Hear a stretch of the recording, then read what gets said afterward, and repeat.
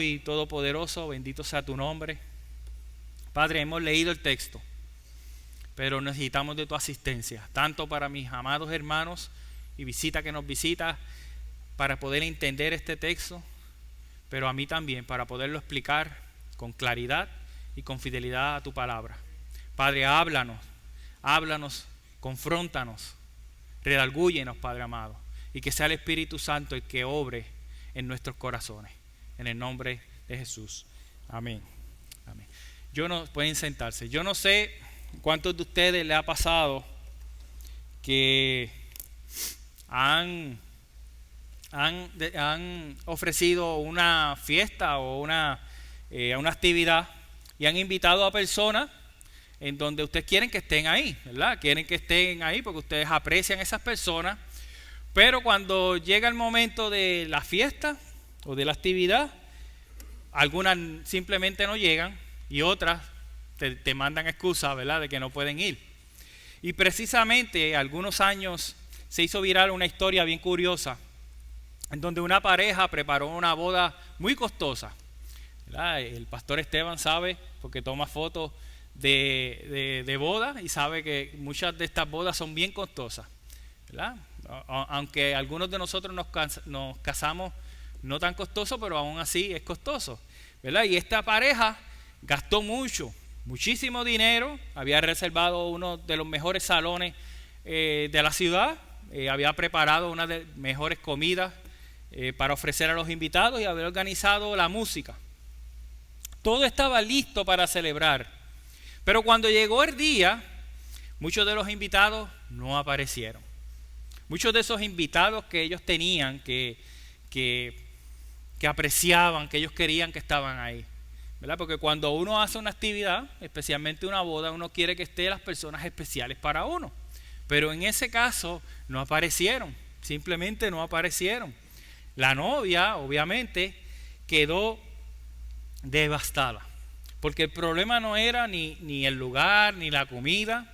El problema era que los invitados no valorizaron la invitación. Y precisamente en este texto Jesús utiliza una imagen para enseñar una verdad espiritual profunda. Y es que Dios está preparando o preparó la celebración más grande de la historia, el banquete del reino de su Hijo. Y esta imagen ya había sido anunciada en Isaías 25, versículo 6, en donde Dios promete preparar un banquete para aquellas naciones, para todas las naciones del mundo. Él prometió preparar un banquete para las naciones del mundo. Pero esta parábola revela una tragedia espiritual, y es que muchos rechazaron la invitación del rey. Y precisamente la idea central de esta parábola es que Dios invita al mundo al banquete de su Hijo, pero solo participan aquellos que responden al Evangelio y están vestidos con la justicia que Él provee en Cristo Jesús. Pero antes de nosotros entrar en la parábola, es importante ver un panorama breve del contexto en Mateo. Y lo primero que nosotros conocemos, ¿verdad?, hemos visto a través de todas las predicaciones de esta serie, es que el propósito de este evangelista, del evangelista Mateo, escribe a judíos principalmente, era mostrar que Jesucristo era el Mesías, rey prometido en el Antiguo Testamento, y que el reino de Dios había llegado. Ese es el propósito de este evangelio. Y nosotros desde el primer capítulo nosotros vemos que Mateo comienza mostrando a Jesucristo, que era el hijo de David, el hijo de Abraham, es decir, el cumplimiento de las promesas del Antiguo Testamento. Y una cosa que nosotros vimos que se ve al principio de este evangelio es que desde su nacimiento nosotros vemos la oposición a Jesús. Lo vimos primero en donde Jesús intenta matarlo. Cuando Herodes se entera de que un rey el rey prometido había nacido, manda a asesinar a los niños de menores de 2 años. Y Jesús, ¿verdad? José y María tuvieron que huir. Y nosotros vemos que desde el principio hubo oposición a Jesús. Nosotros vemos también en los capítulos 3 al 4, nosotros vemos que Jesús es presentado públicamente, fue bautizado por Juan el Bautista, fue afirmado por el Padre y fue llevado al desierto por el Espíritu Santo a ser tentado. Y ahí comienza Jesucristo. Después que regresa de la tentación y vence la tentación, comienza Jesucristo a proclamar: arrepentíos porque el reino de los cielos se ha acercado. Luego en los capítulos 5 al 7 vemos a Jesucristo, ¿verdad? En el famoso Sermón del Monte, en donde describe cómo los ciudadanos del reino debían vivir dentro del reino. Y habla de una transformación interna, no tanto externa, sino una transformación interna. Luego en los capítulos del 8 al 10 nosotros vemos que Jesucristo comienza a sanar enfermos, a expulsar demonios y tiene autoridad sobre la naturaleza. Y envía a sus discípulos, ¿verdad?, de 2 en 2 y comienza a verse algo. No todos responden correctamente. Luego continúa en los capítulos del 11 al 13, en donde vemos que algunas ciudades comienzan a rechazar a Jesús. Y los líderes religiosos comienzan a criticar a Jesús. Y ahí es donde Jesús comienza a hablar en parábola. ¿Por qué? Porque muchos oyen, pero no entienden. ¿Verdad? Luego en los capítulos 14 al 17, algunos comienzan a ver a Jesús como solamente un profeta. Pero cuando Jesús le pregunta a sus discípulos quién era él, Pedro hace la afirmación de que él era el Cristo, ¿verdad? El Cristo, el Mesías prometido. Y también vemos en esos capítulos en donde Jesús anuncia su muerte, anuncia que era necesario ir a morir. Y los discípulos todavía no comprendían completamente. Luego los versículos del 18 al 20, nosotros vemos que Jesús comienza a enseñar sobre la humildad, sobre el perdón y sobre el sacrificio. Y deja claramente, nuevamente, que debía morir. Luego, y ahí es donde llegamos al capítulo 21 y al capítulo 22, en donde Jesucristo entra a Jerusalén como el rey, ese rey prometido, en un pollino, encima de un pollino.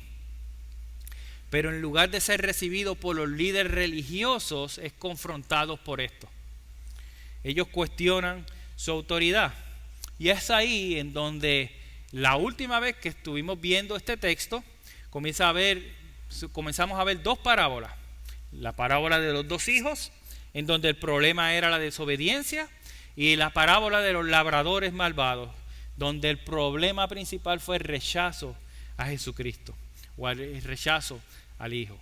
Y hoy estamos viendo la tercera parábola, que es la parábola más completa, la fiesta de bodas, donde el problema es el rechazo a la invitación del rey. Porque esta parábola no solamente muestra el rechazo de Jesús, sino que muestra el destino final de aquellos que rechazan la invitación del rey, pero también de los que sí responden a la invitación del rey. Y es aquí donde nosotros llegamos a nuestro pasaje en Mateo 22, del 1 al 14, que lo vamos a estar viendo, que es una parábola que nos confronta a nosotros con una pregunta muy seria: ¿cómo nosotros estamos respondiendo a la invitación del rey? Este relato ocurre durante la última semana del ministerio de Jesucristo en Jerusalén. Ahora Jesucristo comienza hablándole otra vez en parábola. Él describe una escena que indudablemente habría capturado la atención de sus oyentes. Un rey organizando una fiesta de bodas para su hijo. Y precisamente el primer enseñanza que nosotros vamos a estar viendo, de las varias enseñanzas que vamos a estar viendo, es el rey que prepara la salvación, de los versículos del 1 al 2. Y dice: y Jesús comenzó a hablarles otra vez en parábolas diciendo: el reino de los cielos puede compararse a un rey que hizo una fiesta de bodas para su hijo. Lo primero que nosotros vemos es que el rey hizo una fiesta de bodas para su hijo. Eso es lo que vemos en esta parábola. Mis hermanos, un detalle bien importante es que en el mundo antiguo, especialmente en el contexto del Medio Oriente, la invitación de un rey no era opcional. Era un asunto de honor y lealtad. Aceptar la invitación de un rey en este caso a la boda de su hijo, era reconocer la autoridad del rey, era honrar su generosidad, era mostrar fidelidad al gobierno de ese rey, ¿verdad? Por eso Jesucristo utiliza esto. En cambio, rechazarla no era simplemente de mala educación, como quizás cuando nosotros organizamos algo y alguien no viene y no dice nada, quizás lo vemos como una mala educación. Pero en cuestión de un rey, especialmente en tiempos antiguos, era un insulto directo al rey. En muchos casos era un acto de rebeldía hacia el rey. Y ahí es donde comienza Jesucristo con la comparación, en estos primeros versículos, la comparación que Jesús hace con el reino de los cielos. Y algo bien importante es que Jesucristo quería mostrarle tanto a los líderes religiosos como a sus discípulos lo que es mostrando a Dios como el que inicia la salvación. Eso es lo que nosotros vemos aquí. Lo que Jesucristo quería mostrarle en estos versículos era mostrar que Dios es quien inicia la salvación. El rey representa a Dios. La salvación comienza con la iniciativa divina, no con la búsqueda humana. Al respecto de esto, Juan Calvino escribió, dice: la salvación no surge de la voluntad del hombre, sino de la misericordia soberana de Dios que llama a pecadores hacia sí. El hombre no organiza el banquete. Aquí nosotros no vemos que los súbditos son los que ¿verdad?, organizan el banquete. Es el rey que prepara todo. Y espiritualmente es Dios que prepara todo. Lo segundo que nosotros vemos en estos versículos es que el banquete es para su hijo. La celebración gira alrededor del hijo del rey. Esto apunta a Jesucristo. Y aunque esto no es necesariamente una alegoría directa de Cristo en la historia de esta parábola, pero mis amados hermanos, toda la historia de redención, el propósito central es glorificar el Hijo de Dios. Y la Biblia frecuentemente describe el reino como un banquete. Isaías ya lo había anunciado en el capítulo 25, 6, cuando dice: el Señor de los ejércitos prepara para todos los pueblos un banquete. Un banquete. Y Jesucristo también en Mateo 8 lo mencionó, hablando de la fe del centurión romano, en donde dice: y les digo que vendrán muchos de oriente y occidente y se sentarán a la mesa con Abraham, Isaac y Jacob en el reino de los cielos. Y en el cumplimiento final nosotros vemos en Apocalipsis 19, 9, cuando dice: bienaventurados los que están invitados a las cenas de las bodas del Cordero. Mis amados hermanos, nosotros vemos a través de toda la Biblia cómo el reino de los cielos es mostrado como un gran banquete, en donde aquellos que Dios ha elegido y que Dios ha salvado y ha invitado y han aceptado esta invitación van a disfrutar de este gran banquete. Hasta aquí todo parece una celebración llena de alegría. Cuando nosotros vemos esto, un rey que está preparando y organizando una gran banquete y ha invitado a muchos, pero de repente la historia toma un giro inesperado. Y es que cuando el rey envía a llamar a los invitados, ocurre algo que nadie hubiera imaginado. Y es el rechazo de los invitados. Y precisamente el segundo enseñanza de esta mañana, que se encuentra en los versículos 3 al 6, es el rechazo del corazón humano. En el mundo antiguo existía una costumbre, y era que las invitaciones se hacían 2 veces. La primera era esa invitación inicial de que voy a hacer una fiesta, en este caso voy a hacer una boda para mi hijo. Y la segunda era un aviso de que todo estaba preparado. Por eso el texto nos dice, y envió a sus siervos a llamar a los que habían sido invitados a las bodas. De nuevo, en el versículo 4, continúa, dice, de nuevo envió otros siervos diciéndoles, díganle a los que han sido invitados, ya he preparado mi banquete, he matado mis novillos y animales cebados, y todo está preparado, vengan a las bodas.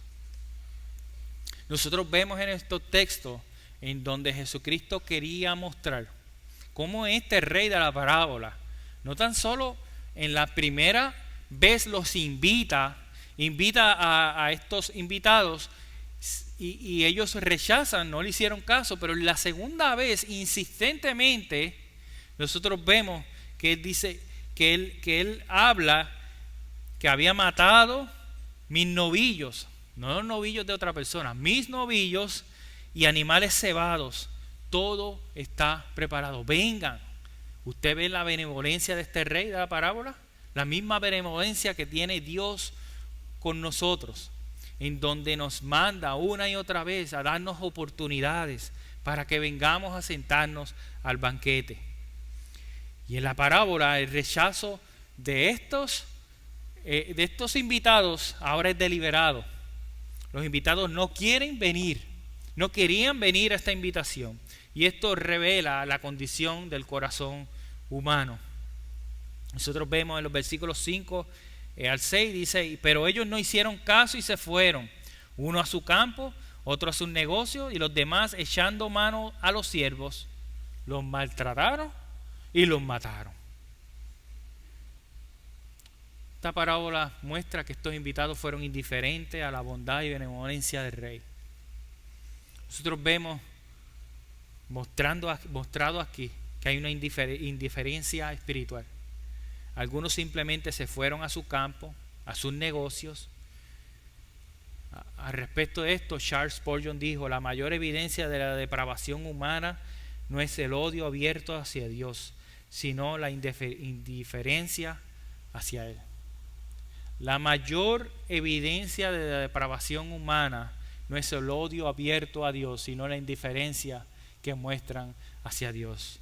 En esta parábola nosotros vemos esa misma indiferencia de estas personas que habían sido invitadas por un rey.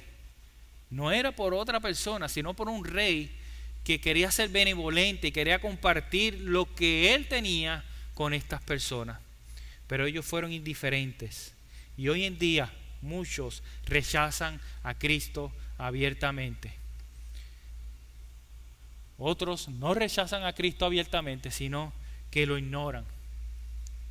Lo segundo que nosotros vemos en estos textos es que habían unas prioridades equivocadas. Uno a su campo y otro a sus negocios. Las personas estaban demasiado ocupadas con sus vidas, con sus trabajos, posesiones y responsabilidades, y estas cosas se volvieron más importantes que esta boda de este rey. Y en el caso de hoy en día, tanto los trabajos, las posesiones y las responsabilidades se vuelven más importantes que el reino de Dios. Mis amados hermanos, esto es un peligro que nosotros como creyentes podemos correr. Lo tercero que nosotros vemos en estos textos es que hay una hostilidad en contra del rey. Otros maltratan y matan a los siervos. Esto refleja la historia de Israel. Desde que nosotros lo vemos, cuando nosotros vemos al Antiguo Testamento, nosotros vemos esta historia retratada con el pueblo de Israel, en donde Dios los saca de Egipto, de la esclavitud que estaba en Egipto, los saca, y por 40 años ellos siguen desobedeciendo a Dios, y una y otra vez la bondad de Dios los busca y los perdona, y ellos siguen en ese ciclo. Y si nosotros vemos a través de todo el Antiguo Testamento, nosotros vemos una y otra vez cómo el pueblo de Israel rechazaron a sus profetas, a los profetas de Dios, persiguieron a sus mensajeros de Dios y mataron a esos, muchos de ellos fueron muertos, pero finalmente, y al final en el tiempo de Jesús, crucificaron al propio Hijo de Dios, al propio Jesucristo. Eso lo vemos retratado ahí. Y después de ver el desprecio de los invitados en la parábola, podemos preguntarnos cómo respondería el rey ante el rechazo. Jesús ahora nos muestra que rechazar la invitación del rey no es algo trivial. El rechazar al rey tenía consecuencias. Y esa es la tercera enseñanza del versículo 7, el juicio sobre los que rechazan al rey. ¿Y qué dice el versículo 7? Dice, entonces el rey se enfureció y enviando sus ejércitos destruyó a aquellos asesinos e incendió su ciudad. O sea, que el rey en la parábola responde destruyendo la ciudad.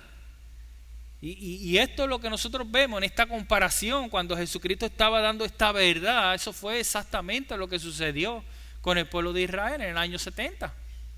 Ellos rechazaron al Mesías, ellos rechazaron la bondad de Dios, ellos rechazaron la invitación al banquete de bodas de Jesucristo. Pero finalmente, y por el cumplimiento de lo que había dicho en el Antiguo Testamento y por el rechazo de esos líderes religiosos y de la mayoría de ese pueblo, fue destruida en el año 70. Fue destruida tanto el templo como la ciudad. Y Jesús había advertido esto en Mateo 23 y 38, que más adelante, los próximos domingos, estaremos viendo eso con mucho más detalle. Donde Jesucristo en el capítulo 23 dice, vuestra casa os será dejada desierta. Y en Mateo capítulo 24. Y eso muestra una verdad. Y es que la paciencia de Dios tiene límite. Martin Lloyd-Jones escribió respecto de esto, el pecado más grande del hombre no es la inmoralidad, sino rechazar la gracia de Dios ofrecida en Cristo Jesús.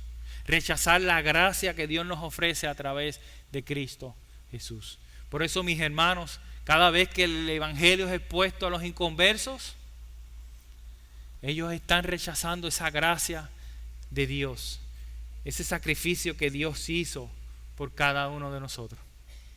Pero la historia no termina con juicio, y eso es lo más lindo para nosotros. Aquí aparece una de las verdades más gloriosas de la gracia y del evangelio, y es la otra enseñanza que estamos en el versículo 8 al 10. Dice, la gracia que enseña, que alcanza a los indignos. El rey manda a buscar a invitados en los caminos. Nosotros lo vemos en el versículo 8. Dice, luego dijo a sus siervos, la boda está preparada, pero los que fueron invitados no eran dignos. Vayan por lo tanto a la salida de los caminos e inviten a las bodas a cuantos encuentren. Aquellos siervos salieron por los caminos y reunieron a todos los que encontraron, tanto malos como buenos, y el salón de bodas se llenó de invitados. Aquí el rey manda a buscar invitados a todos los caminos. Y esto representa, nosotros lo que vemos aquí, representa eso fue lo que sucedió en Hechos, en el libro de Hechos, la expansión del evangelio a todas las naciones. Eso fue lo que ocurrió. Este fue el cumplimiento. Entonces ahora el reino de Dios se llena con pobres, con pecadores, con marginados, con personas inesperadas.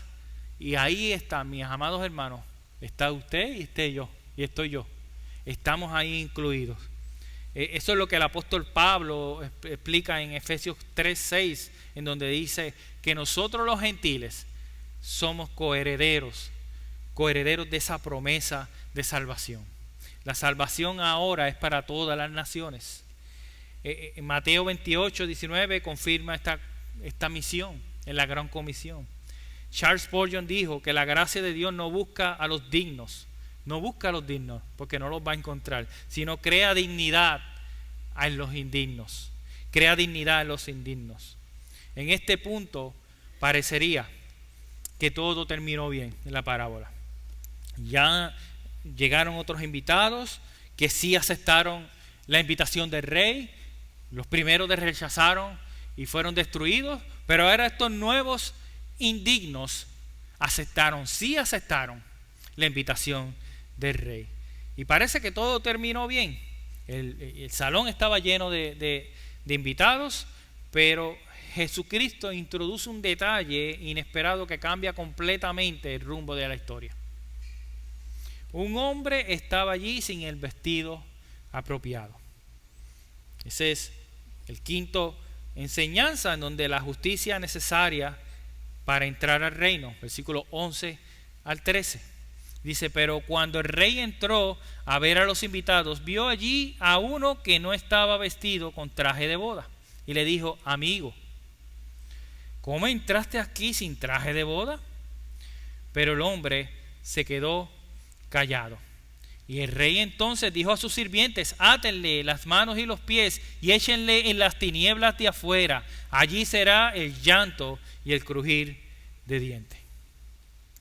Hay un detalle bien importante, ¿verdad?, en estas parábolas, y era que en esos tiempos, cuando un rey invitaba a una, en este caso una boda, es el rey mismo el que proveía las vestiduras para los invitados. O sea, y esto explica por qué este hombre en la parábola no tenía excusa. El problema no era la pobreza. El problema era la rebeldía de este hombre que decidió no ponerse el traje indicado para la boda. Para entender lo que ocurre aquí debemos recordar que el tema de las vestiduras espirituales aparece muchas veces en la Biblia. Este tema aparece desde el principio hasta el fin. Nosotros lo vemos en el principio en Génesis capítulo 3, versículo 21, después que el hombre, Adán y Eva pecaron y se trataron de esconder de Dios, tuvieron vergüenza y ellos trataron de cubrirse ellos mismos, vestirse ellos mismos, vestirse esa vergüenza, cubrirse con hojas. Pero Dios le proveyó unas mejores vestiduras, una verdadera cobertura, en donde mata y sacrifica un animal y los viste con las pieles de esos animales, apuntando a que un día el propio Dios, encarnado en la persona de Jesucristo, nos cubriría con las vestiduras de su justicia. También nosotros lo vemos en Isaías 61:10, cuando dice, me vistió con vestiduras de salvación. Y también el apóstol Pablo dice en Gálatas 3:27, todos los que habéis sido bautizados en Cristo, de Cristo estáis revestidos. No basta, como en el caso de este hombre, con asistir al banquete. En el caso de nosotros, no basta con asistir a la iglesia, con escuchar sermones, con escuchar predicaciones, con escuchar estudios bíblicos. Es necesario ser revestidos con la justicia de Cristo Jesús. Calvino escribe, somos aceptados por Dios únicamente cuando estamos vestidos con la justicia de Cristo. Únicamente cuando estamos vestidos con la justicia de Cristo. No podemos hacer como hicieron Adán y Eva, que trataron de vestirse ellos mismos, sino de vestirnos con la justicia, con el vestido que Dios nos provee a través de Cristo Jesús. El vestido representa aquí la justificación, la santificación y una vida transformada. No solo ser perdonado, sino ser renovado completamente. Y ahora, después de nosotros ver esta impactante escena, Dios concluye la parábola con una declaración que resume toda la enseñanza. Toda la enseñanza. Y eso en el versículo 14. Y dice, porque muchos son llamados, pero pocos son escogidos. Una declaración breve que brinda una conclusión tanto a esta parábola del banquete, pero también a las dos previas, donde Jesús apunta a una invitación universal del reino de los cielos. La frase que dice, pero pocos son escogidos, enfatiza que no todos los invitados son elegidos. No todos los invitados son elegidos. Los escogidos aquí se refieren a los discípulos genuinos de Jesús. Aunque la invitación al reino es abierta, solo la elección divina asegura la salvación. Mis amados hermanos, nosotros podemos proclamar, y nosotros lo vemos a través de toda la historia de la iglesia, el evangelio es proclamado a muchos, pero solo aquellos que responden con fe verdadera entrarán al reino de Dios. Efesios 1:4 enseña que Dios nos escogió en Cristo antes de la fundación del mundo. Por lo tanto, la salvación no es un logro humano, es un don de la gracia soberana de Dios. Esta parábola no fue contada simplemente como una historia antigua. Fue contada para confrontar nuestros corazones hoy. Y por eso es que yo quisiera darle algunas aplicaciones para que nosotros podamos ver qué tiene que ver esta parábola con nosotros. ¿Qué tiene que ver estos textos con nosotros? Y lo voy a hacer con varias aplicaciones. Y la primera es, no ignoremos la invitación del evangelio. Muchos no rechazan a Cristo violentamente. Simplemente posponen ese llamado. Hay personas que dicen, cuando arregle mi vida, entonces me acerco a Dios. Disculpen. Cuando arregle mi vida, entonces me acerco a Dios. Amigo, amiga que nos visita, o persona que lleva aquí mucho tiempo, si usted está esperando arreglar su vida, le tengo una mala noticia. Jamás podrá arreglar su vida. Usted es incapaz de arreglar su vida por usted mismo. Usted necesita precisamente eso que está rechazando. Usted necesita a Cristo para arreglar su vida. Usted necesita vestirse con las vestiduras de Cristo, con la vestidura de la justicia de Cristo para arreglar su vida. Pero también están aquellos que vienen a la iglesia, pero nunca responden al evangelio. Nunca responden en arrepentimiento y fe. Escuchan predicaciones cada semana, pero nunca se arrepienten. Nunca se arrepienten. Mi llamado para estos amigos, amigas que escuchan las predicaciones cada semana, es que entreguemos nuestra vida a Cristo. Dios te está haciendo una invitación al banquete de su Hijo. Están a otros que dicen, quiero disfrutar mi vida primero, luego sigo a Cristo. Que muchos hemos escuchado eso. Yo primero quiero disfrutar mi vida en Cristo, pero le tengo una noticia. Disfrutar la vida, el mejor disfrute de nuestra vida no es ir a cualquier otro lugar, no es irme de vacaciones, no es estar con la familia. Claro, esas cosas son buenas.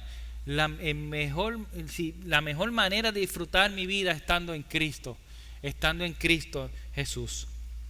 Hay otros que están ocupados y dicen, estoy muy ocupado con el trabajo, después saco tiempo para Dios. Postergar el evangelio es simplemente rechazarlo. No decidir por Cristo, no arrepentirte, ya es una decisión en contra de Él. La segunda aplicación que quisiéramos dar es, examina qué ocupa nuestro corazón. ¿Qué ocupa nuestro corazón?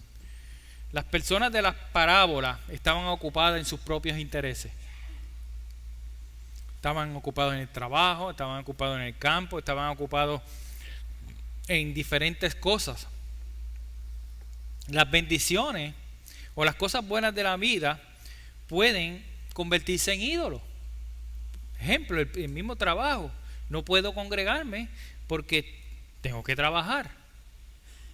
Donde el trabajo se convierte en la prioridad por encima de Dios. Y sí hay excepciones, claro que hay excepciones, pero no puede ser, eso no puede regir mi vida. O sea, poner la excusa de que estoy trabajando no puede ser. ¿Qué es lo más importante para Dios? Porque congregarme no es simplemente, cuando el autor de los Hebreos nos habla que no dejemos de congregarnos como algunos tienen por costumbre, no es simplemente, era un advice o un consejo que le estaba dando a los cristianos. No, le estaba dando un mandato directo de Jesucristo. No dejen congregar como algunos tienen por costumbre. También otras cosas que se puede convertir en ídolo es la familia. La familia es una bendición, pero sí se puede convertir en un ídolo. Cuando ponemos a nuestros hijos primero que a Dios, y a Dios los descartamos, a Dios los echamos hacia un lado. El dinero también puede ser un ídolo, en donde personas viven para producir, para invertir, para crecer, pero no para Dios. Esas cosas son buenas, claro, y necesarias, pero se pueden convertir en un ídolo. El entretenimiento. Cuando pasamos mucho tiempo en el celular, en las series de televisión, en redes sociales, en deportes, y eso ocupa más tiempo que el estudio de la palabra, eso se ha vuelto un ídolo y Dios lo ha sido desplazado. Dios ha sido desplazado. Es triste ver, ¿verdad?, cómo nosotros, analicémonos, ¿verdad?, analicémonos nosotros, cuánto tiempo pasamos en el celular. O sea, ¿cuánto tiempo pasamos en la televisión? ¿Cuánto tiempo pasamos haciendo otras cosas que no es estudiando la palabra de Dios? Analicemos eso, porque nuestra prioridad como cristianos, ¿verdad?, tiene que ser Cristo Jesús. Tiene que ser estudiar la palabra para conocer a Dios, para glorificar a Dios, para cada día ver más precioso a Dios. Todas estas cosas no son pecados entre sí. El problema es cuando estas cosas ocupan el lugar de Dios en nuestro corazón. La tercera aplicación es que no confiemos en una fe superficial. El hombre sin vestido estaba dentro del banquete. Claro que sí que estaba dentro del banquete, pero no estaba preparado. Y esto nos recuerda que podemos ser un miembro activo de la iglesia, podemos estar sirviendo en la iglesia, podemos ser maestros de escuela dominical, podemos ser maestros de cualquier otra cosa, podemos estar sirviendo, podemos estar participando, podemos no faltar ni un domingo, ni un miércoles, ni nada, a ninguna actividad, pero nunca haber nacido de nuevo. Eso es una realidad. Por eso es que debemos no confiar simplemente en una fe superficial. Debemos analizar nuestra vida en arrepentimiento a Cristo Jesús. El que sabe de doctrina, podemos explicar la Biblia de rabo a cabo, pero nunca haber nacido de nuevo. Debemos sí saber nuestra Biblia, sí saber explicar nuestra Biblia, sí estudiar nuestra Biblia, pero tenemos que vivir lo que estudiamos y lo que profesamos. También están los que crecieron en la Biblia, en la iglesia. No podemos confiar en que yo soy cristiano desde que nací. Yo he escuchado personas donde me han dicho, yo le he preguntado, oye, ¿cuándo fue que te convertiste? ¿O cuándo fue que tú creíste en Cristo Jesús? Dice, yo no sé, yo no me recuerdo porque desde pequeño yo soy cristiano. Desde pequeño yo estoy en la iglesia. Tiene que haber un antes y un después siempre. Tiene que haber un momento en donde tú reconoces que tú estabas de espaldas de Dios, pero ahora Cristo te ha salvado. También está el que repite oraciones pero no ha cambiado, no hay arrepentimiento real ni transformación. Todas estas cosas, mis amados hermanos, todas estas cosas son buenas y necesarias, pero no garantizan la salvación. No basta con estar cerca de las cosas de Dios. Debes estar vestido con y en Cristo Jesús, con la justicia de Cristo Jesús. También otra aplicación que debemos aplicar a nuestra vida es vivir esperando un banquete eterno. La historia de redención culmina cuando Cristo vuelva y estemos con Él disfrutando de ese banquete eternamente. Un día Cristo regresará. Mis amados hermanos, un día Cristo regresará. Y nosotros, su pueblo, aquellos que hemos sido comprados con la sangre, aquellos que hemos sido vestidos con el vestido de la justicia de Cristo, celebraremos eternamente para siempre con Él. Y esta es la esperanza más grande. La esperanza de nosotros como creyentes no está en este mundo. Está en esa esperanza de que Cristo va a volver. Y va a volver por nosotros. Y vamos a estar con Él. Libre de pecado, libre de muerte, libre de enfermedades. Porque el creyente que sufre, el creyente que sufre una enfermedad, puede decir, este no es el final. Algo mejor viene. El que pierde un ser querido, que está en Cristo, tiene la esperanza de reunirse con ese ser querido en la presencia del Señor. Los que luchamos, todos luchamos con el pecado. Estamos conscientes y estamos sabiendo que la esperanza segura es que este pecado un día va a desaparecer. Hoy luchamos contra el pecado. Muchas veces somos derrotados, otras veces en Cristo Jesús tenemos victoria. Pero algo que debemos recordar una y otra vez es que cuando Cristo vuelva, nuestros cuerpos sean resucitados y renovados, el pecado va a desaparecer, la muerte va a desaparecer y seremos completamente libres de una vez y para siempre. Y eso, gloria a Dios por eso. Gloria a Dios por eso. El creyente que es fiel en lo pequeño vive sabiendo que habrá una recompensa eterna en Cristo Jesús. Los creyentes no solamente vivimos el presente, vivimos mirando el futuro. Y ese futuro, cuando Cristo vuelva por nosotros y culmine la redención final. Vivimos esperando que vuelva Cristo Jesús por nosotros. Finalmente, la parábola nos deja con una pregunta que cada persona debemos responder. La pregunta más importante de esta parábola no es si el banquete existe. La pregunta es cómo estamos respondiendo a la invitación del Rey. Dios está llamando hoy a pecadores al banquete de sus hijos, pero solo aquellos, amigo o amiga, que no han entregado su vida a Cristo, solo aquellos vestidos con la justicia de Cristo participarán del reino eterno en Él. El Rey ya ha preparado el banquete, la invitación ha sido invitada. El reino no está lleno de personas que lograron vestirse por sí mismas, sino de pecadores que fueron vestidas con la gracia de Dios. Y la única pregunta que nos queda es, ¿cómo responderemos al llamado del Rey? ¿Estaremos vestidos con la justicia de Cristo? Oremos.